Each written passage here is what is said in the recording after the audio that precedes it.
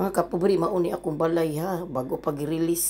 Sa sud sa 5 years mga kapubri, karon pag-release nila ang akong balay. Dugay kistanan, lisod gud dining OFW mo kuha tag balay kay kung para nako mga kapubri, nindot gid itong ato sarili ang yuta magtukod og balay kay salunlon.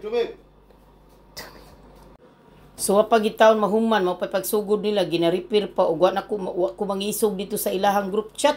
Wala gilihok sa taga subdivision nga akong gikuhaan ani.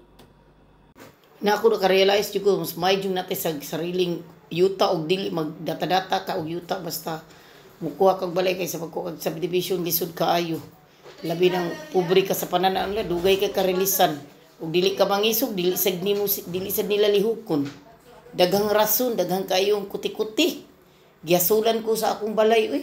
Sa pagkakaroon, survey pa ng mga kapabro, wala pa'y final. Nagpaabot pa ko sa final na ni buwanan, bayaran na pod.